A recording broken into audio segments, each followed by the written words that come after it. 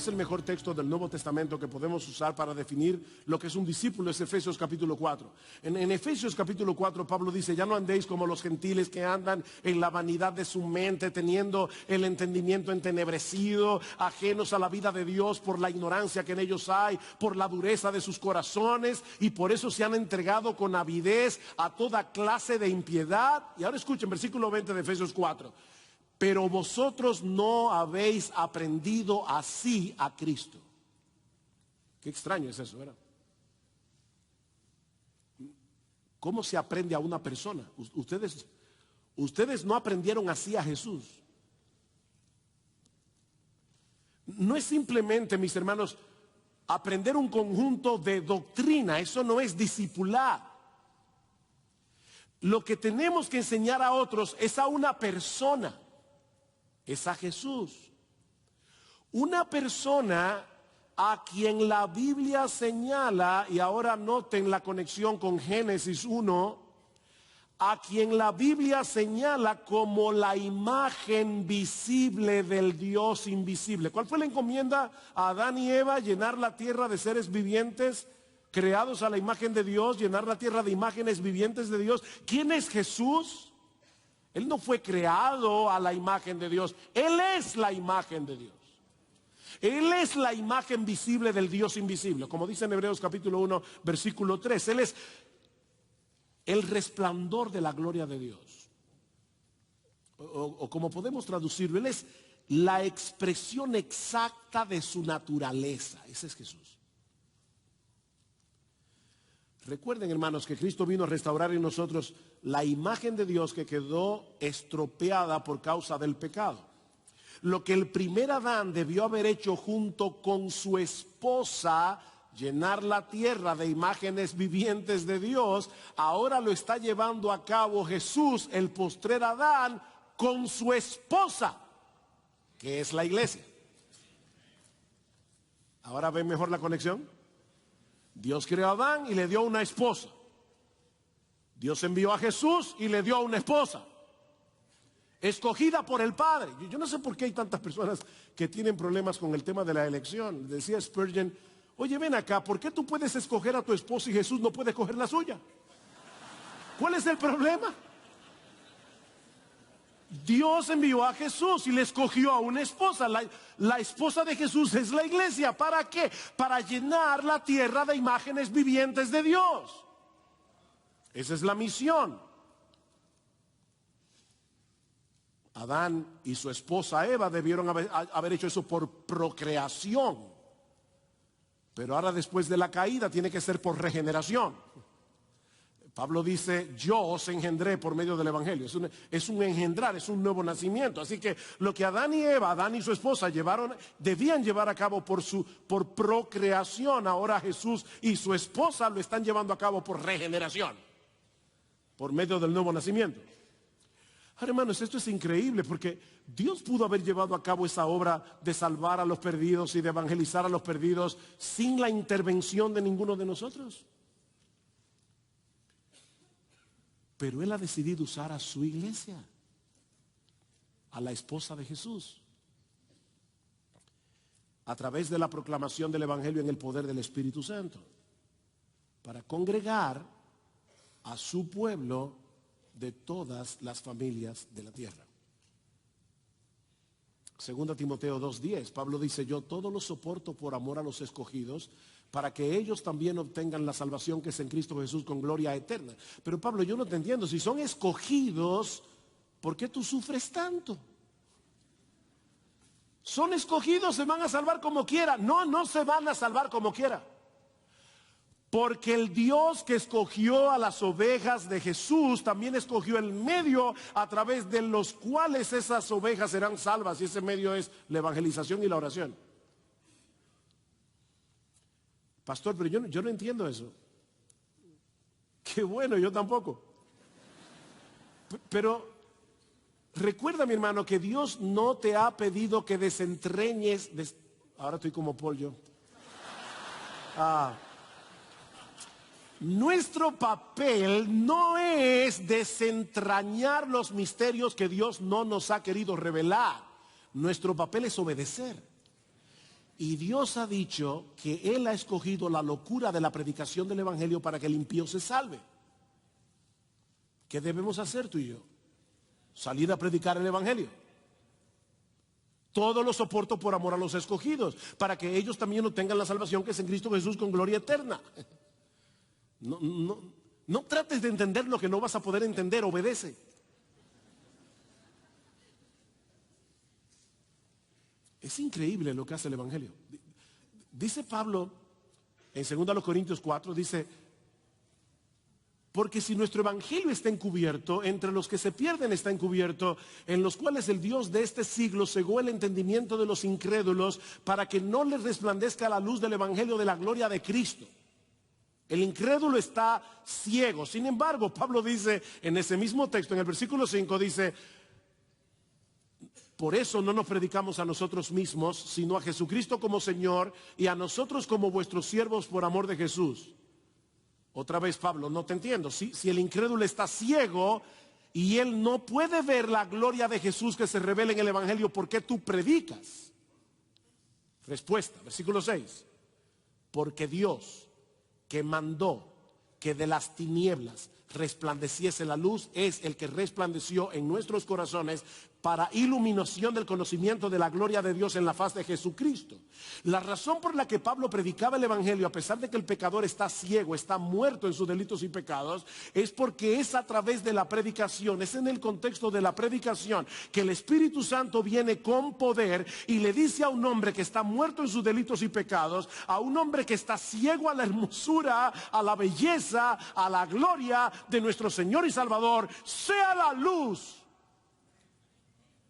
Y de repente el pecador ve lo que nunca antes había visto, que Jesucristo es incomparable. Pero eso ocurre en el contexto de la predicación del Evangelio. Somos embajadores en nombre de Cristo. Oigan esto: como si Dios rogase por medio de nosotros. Os rogamos en nombre de Cristo, reconciliaos con Dios. Miren, mis hermanos, déjenme decirles algo. El rescate de los perdidos no es primariamente una misión de la iglesia. El rescate de los perdidos es la misión de Dios. Esa es la misión de Dios. Jesús no le dijo a sus discípulos: ustedes edificarán mi iglesia. Él dijo: yo edificaré mi iglesia. Yo edificaré mi iglesia. Es el Señor Jesucristo el que está llevando a cabo lo que Él prometió, pero a través de la iglesia. Un escarpelo no puede operar a nadie, pero un cirujano sí puede hacerlo usando el escarpelo. Y eso es precisamente lo que Dios ha decidido hacer, mis hermanos. Dios ha decidido usar a personas comunes y corrientes como tú y como yo para llevar a cabo su obra de redención, para llenar la tierra de redimidos, en quienes algún día, cuando estemos en la gloria, ya glorificados, resplandecerá la gloria de nuestro Señor y Salvador sin ningún tipo de distorsión. Decía C.S. Lewis que si nosotros pudiéramos ver hoy cómo van a ser los creyentes en la gloria, nos sentiríamos tentados a adorarlos. Porque la Biblia dice que los justos van a resplandecer como el sol en el reino de su Padre.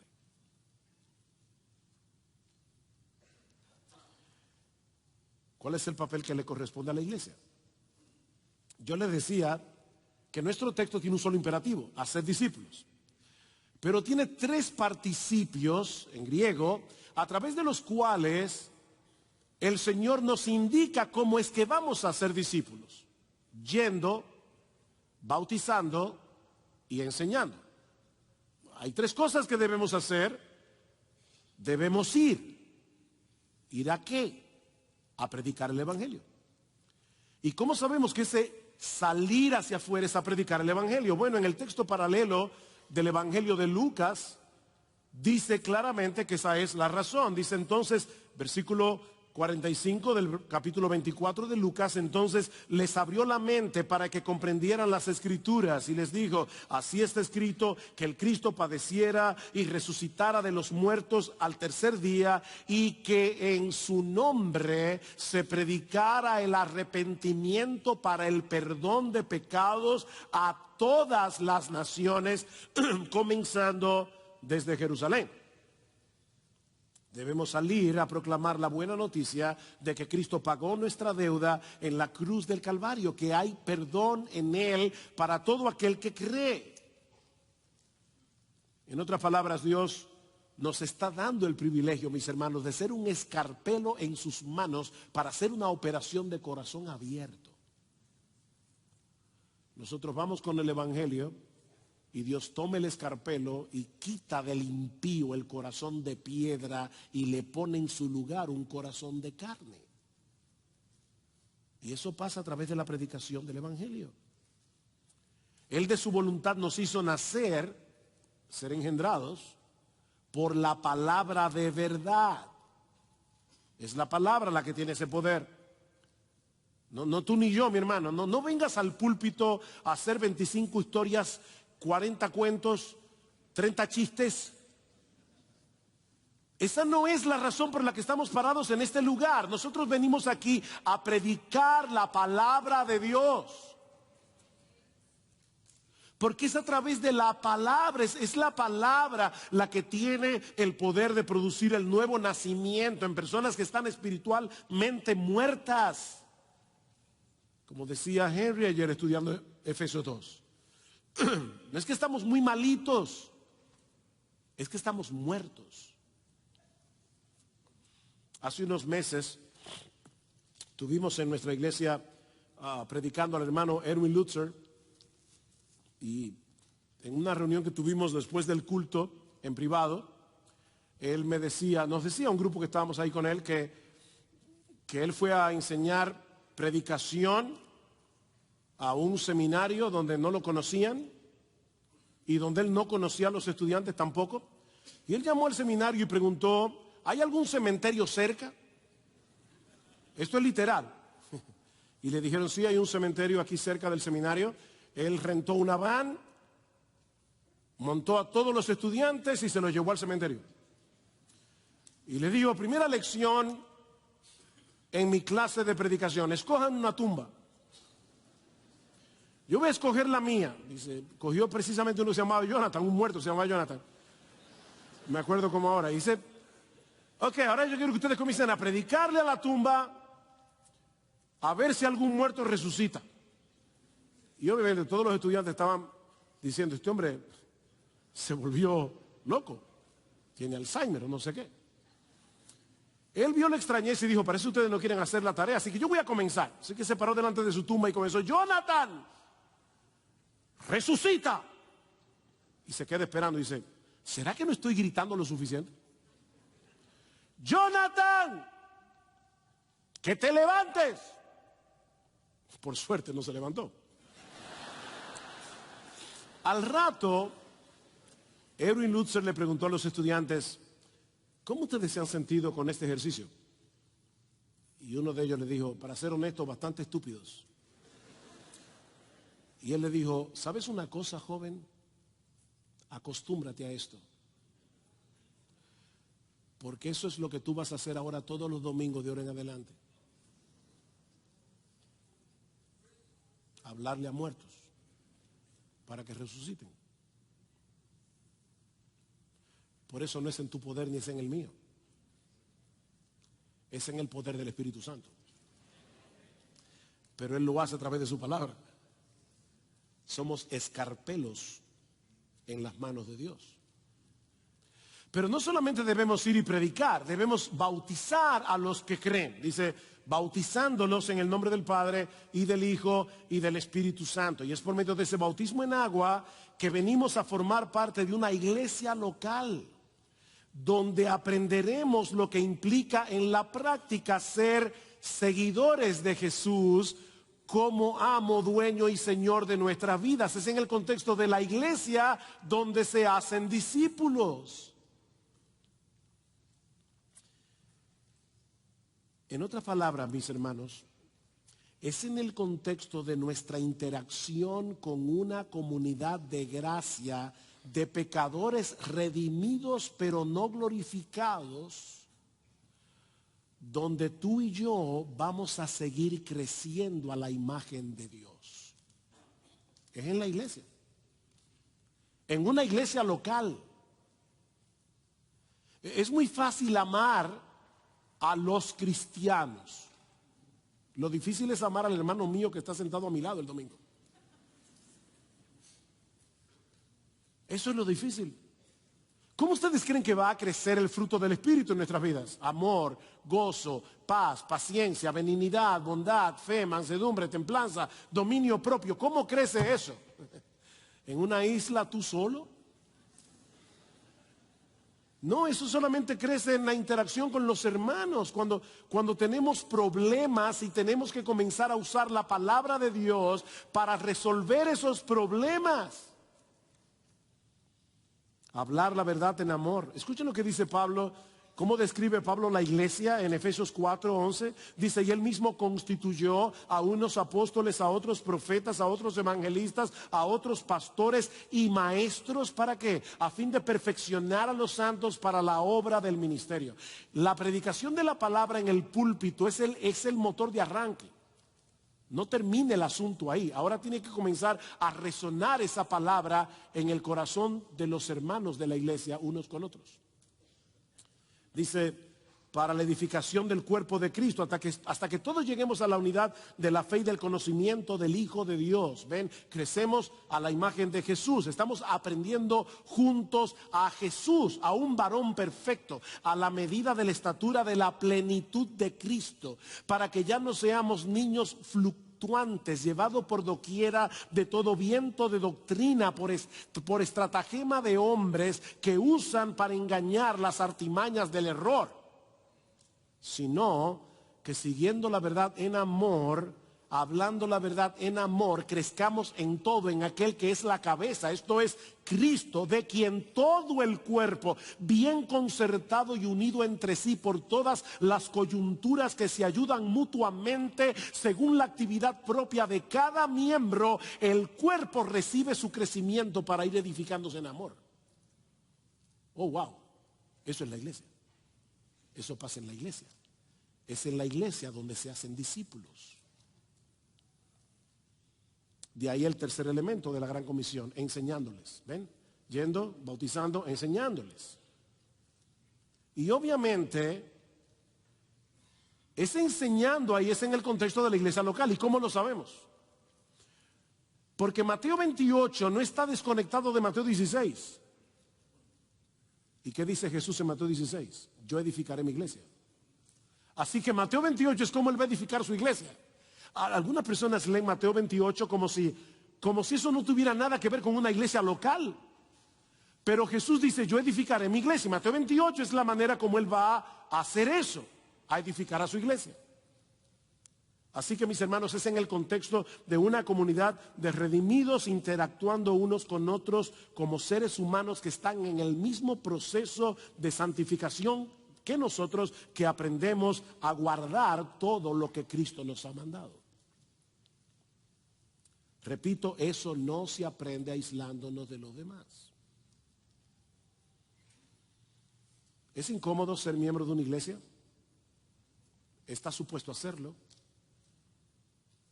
Está supuesto a hacerlo, vivir, como decía aquel poemita, vivir con los santos en el cielo, eso será una gloria. Vivir con ellos aquí abajo, eso es otra historia.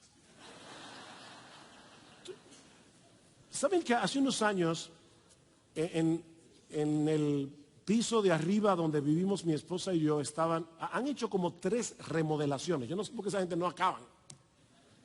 ¿Ustedes han vivido en un edificio donde están remodelando el piso de arriba? El apartamento de arriba, eso es horrible. ¡Bum, bum! El día entero.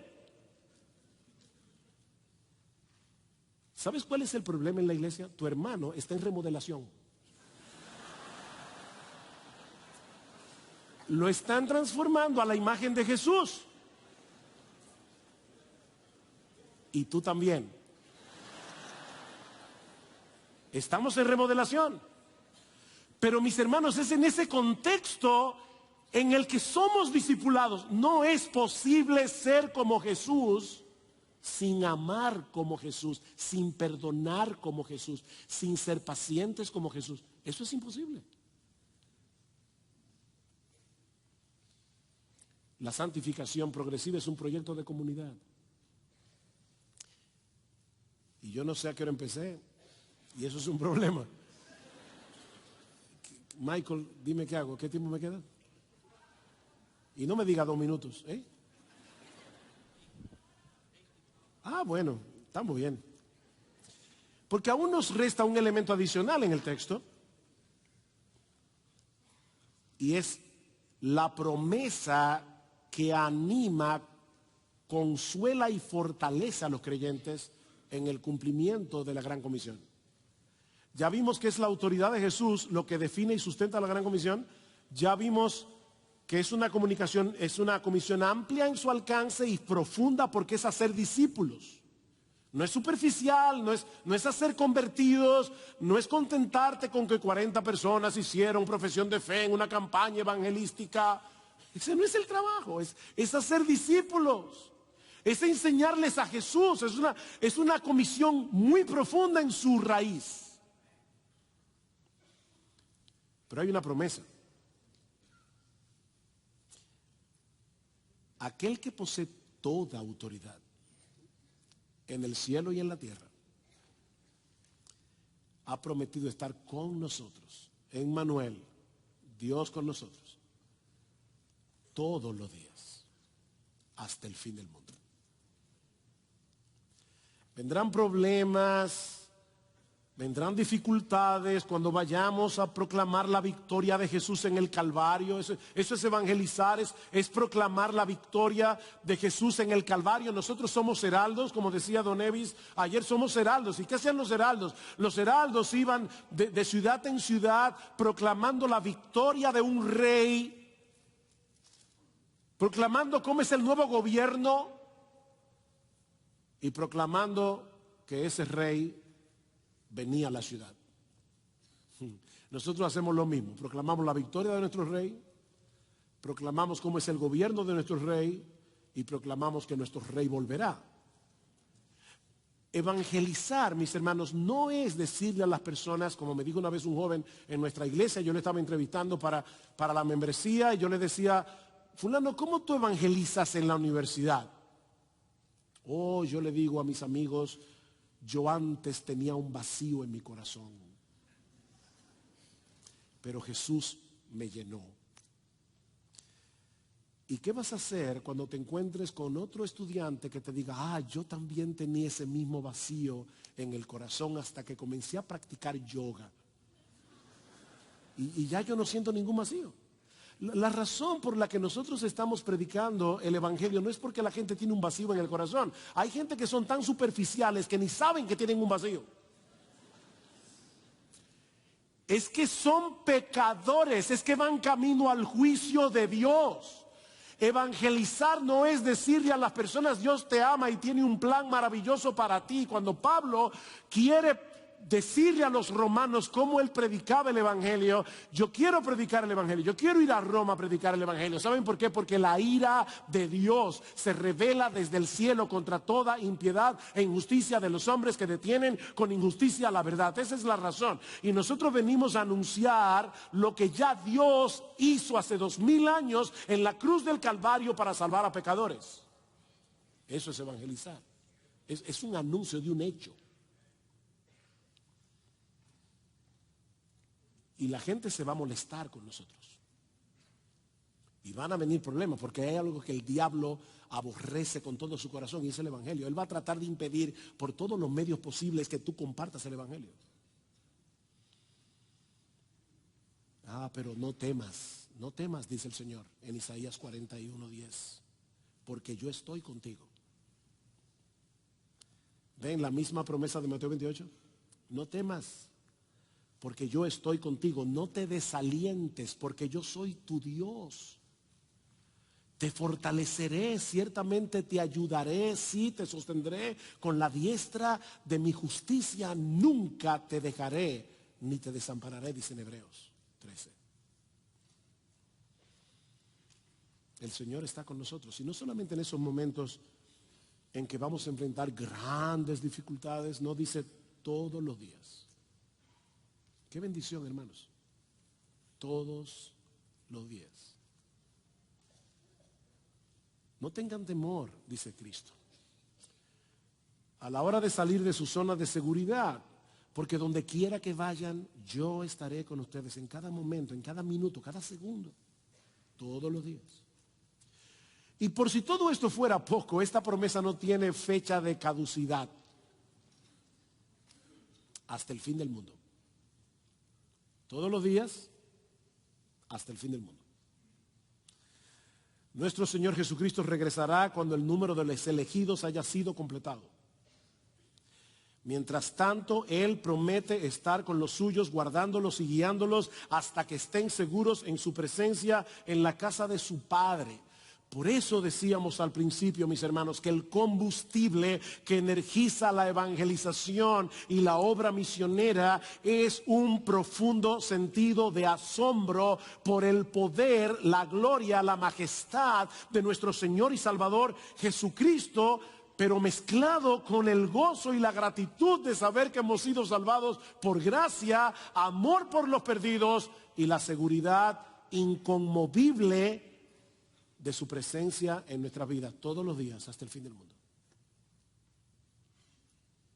Eso es lo que nos mueve a salir de nuestra zona de seguridad para compartir con otros el glorioso evangelio que se revela en las Escrituras de principio a fin, sabiendo que algún día, mis hermanos, algún día la tierra será llena del conocimiento de la gloria de Jehová como las aguas cubren el mar. Dios lo prometió, Dios lo hará. Pero el Señor nos ha dado a ti y a mí el enorme privilegio de ser parte activa del cumplimiento de esa promesa, mientras compartimos con otros el evangelio de la gloria de Cristo, el cual es la imagen de Dios. La gran comisión es para ti, para mí, si somos cristianos. Y no es una sugerencia, es una orden. Id y haced discípulos. Es una orden. Pero yo me pregunto, hermanos, ¿acaso no es un gozo compartir con otros las inescrutables riquezas de Cristo?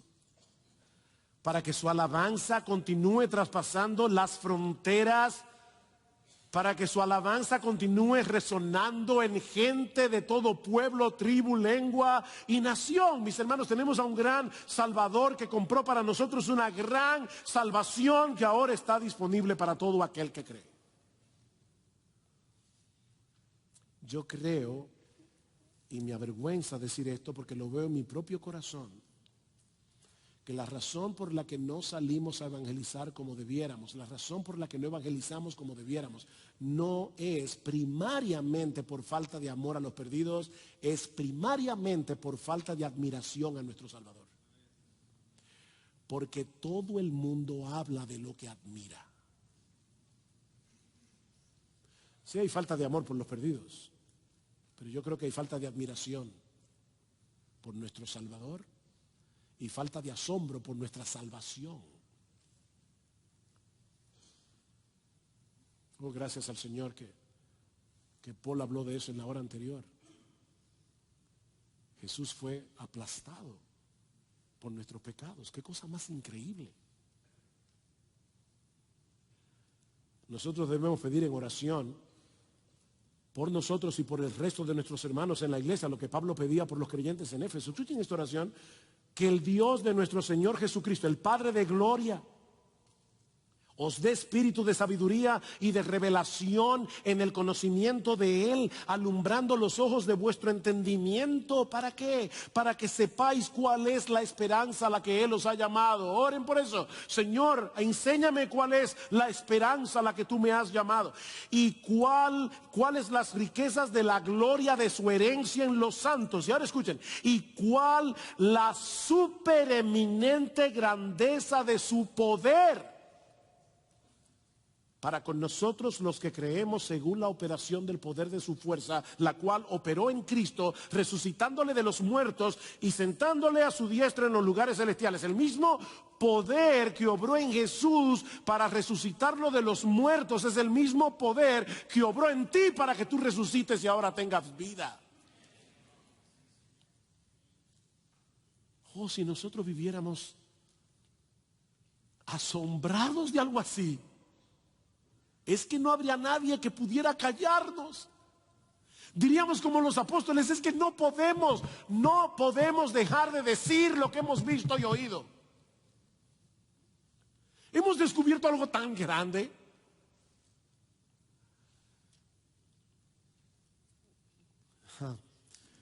Alguien me envió hace 2 días una cita de Octavio Winslow, un gran siervo del Señor, bueno, no se puede decir gran siervo ahora,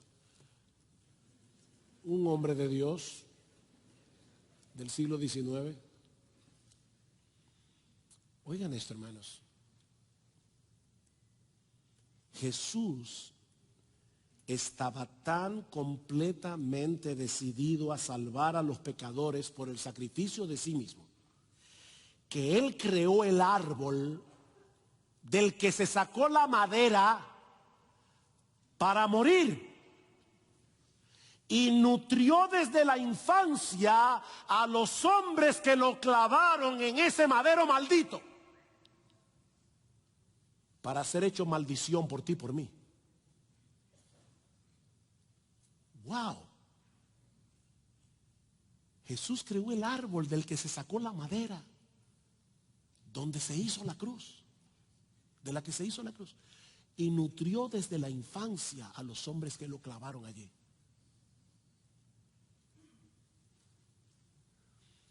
Y cuando él iba camino al Gólgota, con la cruz en un hombro, con la otra mano tenía el libro de la vida, donde estaba escrito tu nombre y el mío.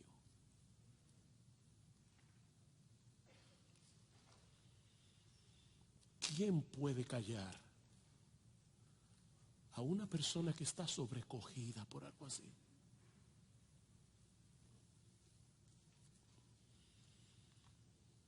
Oh, mis hermanos, que el Señor nos conceda salir de esta conferencia con un deseo renovado de proclamar el Evangelio a los perdidos en el poder de su Santo Espíritu, comenzando por nuestra propia Jerusalén. No tienes que ir a China, mi hermano. Mira a tu vecino. No hay que irse a China. Comenzando por nuestra propia Jerusalén. Oh, pero anhelando de todo corazón que las noticias de nuestro Salvador continúen avanzando, avasallante, hasta lo último de la tierra, para la gloria de su santo y bendito nombre. Amén.